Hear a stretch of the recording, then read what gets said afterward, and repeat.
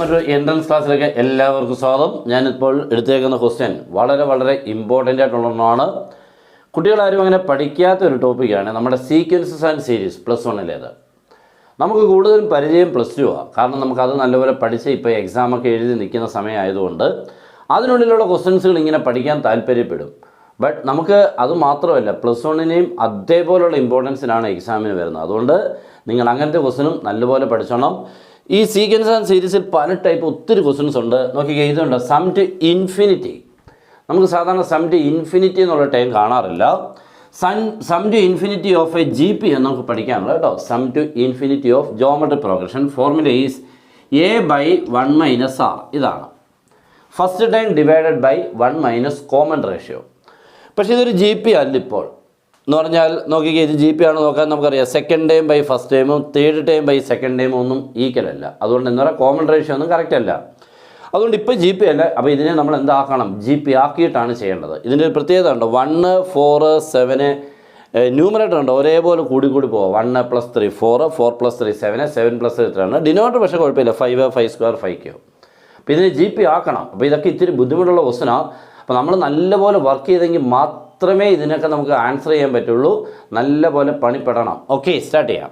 അപ്പോൾ നമ്മൾ ആദ്യം ചെയ്യേണ്ടത് ലെറ്റ് S = 1 + 4/5 7/5², 10/5³ + ഇക്വേഷൻ നമ്പർ 1 എന്ന് പേര് കൊടുക്കുന്നു. ഓക്കെ, ഇതിന് നമ്മൾ ഇക്വേഷൻ നമ്പർ 1 എന്ന് പേരെടുത്തിട്ട് ഇവിടെ നോക്കിക്കേ, 5, 5² 5³ അല്ലേ ഡിനോമിനേറ്റർ പോകുന്നത്. അപ്പോൾ എന്താ പറയുക, ഡിനോമിനേറ്ററിൽ ഓരോ 5 ഇങ്ങനെ കൂടിക്കൊണ്ടിരിക്കുന്നു. അപ്പോൾ നമ്മൾ ചെയ്യേണ്ടത് ഡിവൈഡിങ് ബൈ 5 കൊണ്ട് ഈ ഇക്വേഷനെ ഡിവൈഡ് ചെയ്യണം. ഈ ഇക്വേഷൻ ഡിവൈഡ് ചെയ്യുമ്പോൾ S/5. അപ്പോൾ ഇവിടെ വരുമ്പോൾ 1/5, ഇവിടെ വരുമ്പോൾ 4/5². 4/5 ഉണ്ട്, ഓൾറെഡി 4/5 ഉണ്ട്. അപ്പോൾ ഒരു 5 ഇവിടെ താഴെ വരുമ്പോൾ 5². ഓക്കെ, അടുത്തത് 7/5³ 10/5⁴ ഇക്വേഷൻ നമ്പർ 2 എന്നങ്ങോട്ട് എഴുതുന്നു. എന്നിട്ട് S - S/5 ഇതാണ് ക്വസ്റ്റ്യൻ ഉണ്ടല്ലോ. അപ്പോൾ ഇതിൻ്റെ ഒരു എക്സാമ്പിൾ ടൈപ്പ് ക്വസ്റ്റ്യൻ നമ്മുടെ ടെക്സ്റ്റ് ബുക്കിലുണ്ട് കേട്ടോ. പക്ഷെ ആരും അങ്ങനെ ശ്രദ്ധിക്കാറില്ല, കാരണം നമുക്കത് അങ്ങനെ പഠിക്കുക എക്സാമിന് വരാറില്ല. അപ്പോൾ S - S/5 എന്ന് പറഞ്ഞാൽ ഇക്വേഷൻ 1 മൈനസ് ഇക്വേഷൻ 2. 1 നിന്നും 2നെ മൈനസ് ചെയ്യണം. അപ്പോൾ നമ്മൾ മൈനസ് ചെയ്യുമ്പോൾ ശ്രദ്ധിക്കേണ്ടത്, അപ്പോൾ ഈ ഇത്രയും മൈനസ് ഇത്രയും എന്നാണേ. അപ്പോൾ നമ്മളിതിനെ മൈനസ് ചെയ്യുന്നതൊന്ന് ഗ്രൂപ്പാക്കിയാണ്. ഈ 1 അതേപോലെ ഇട്ടു. ഓക്കെ, എന്നിട്ട് ഇതുണ്ട് ഇവരെ തമ്മിൽ 4/5 - 1/5 അതൊരു ബ്രാക്കറ്റ്. അടുത്ത് ഇവരെ തമ്മിൽ 7/5² - 4/5² ഉണ്ടല്ലോ. അപ്പോൾ എന്തിനാ ഈ ഗ്രൂപ്പ് ചെയ്യുന്നത്, ഡിനോമിനേറ്ററുകൾ 5 വരുന്നതിന് ഒരുമിച്ചാക്കി, ഡിനോമിനേറ്ററുകൾ 5² വരുന്നതിന് ഒരുമിച്ചാക്കി. അടുത്ത ആരായിരിക്കും, ഇവർ തമ്മിൽ 10/5³ - 7/5³. Okay, etcetera. That is S - S/5, 5S - S. Answer is ആരാണ്, 4S/5 എന്നാവും. ഈ 1 അതേപോലെ എഴുതി 4/5 - 1/5 ആൻസർ ആരായിട്ട് മാറി, 3/5. അടുത്ത 7 - 4 ദാറ്റ്സ് ഓൾസോ 3 ബൈ കോമൺ ആയിട്ട് ആരെഴുതി 5². അടുത്തുണ്ട് 10 - 7 that's also 3 divided by 5³ + etcetera. ഇപ്പം നിങ്ങൾ നോക്കിക്കേ, GP ആയിട്ടുണ്ട്. ഇവിടം തൊട്ട് അങ്ങോട്ട് GP ആണ്. ഓക്കെ, ഇവിടം തൊട്ടേ ഉള്ളൂ GP കേട്ടോ. എന്ന് പറയുന്നത് ഇവിടം തൊട്ട് ഇതൊരു GP ആയി മാറിയിട്ടുണ്ട്.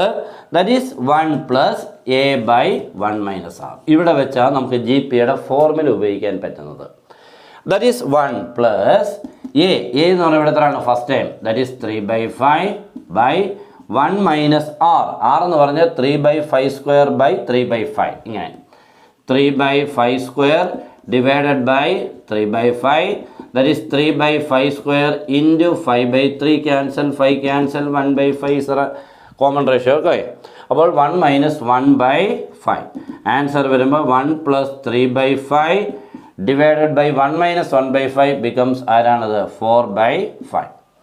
അപ്പോൾ 5 ക്യാൻസൽ ആയിക്കൊണ്ട് ആൻസർ ഈസ് 1 + 3/4. 1 + 3/4 ആൻസർ വരുമ്പോൾ 7/4 നമുക്ക് ആൻസർ ആയില്ല. ഇത് 4s/5ൻ്റെ ആൻസറാണ് 7/4. നമുക്ക് വേണ്ടത് അവിടുന്ന് സമ്മായി എസ് ആണ് കേട്ടോ. therefore എസിനെ കണ്ടുപിടിക്കാൻ എന്താ ചെയ്യുന്നത് നോക്കിക്കോ. ഈ എസ് വേണമെങ്കിൽ ഈ 4ഉം 5 ഇവിടുന്ന് പോകണം. 5 അങ്ങോട്ട് വന്ന് ന്യൂമറേറ്ററിലോട്ടായിരിക്കും കേട്ടോ. അപ്പോൾ ഇവിടുത്തെ റൈറ്റ് സൈഡിൽ 7/4 എഴുതി. ഈ 5 അങ്ങോട്ട് ന്യൂമറേറ്ററിലെത്തും. ദാറ്റ് ഈസ് 5 മണ്ടയ്ക്ക് വന്നു, ഈ 4 താഴോട്ട് വന്നു. ഓക്കെ, ആൻസർ അപ്പോൾ 35/16. ഓക്കെ, നല്ല ക്വസ്റ്റനാണ്.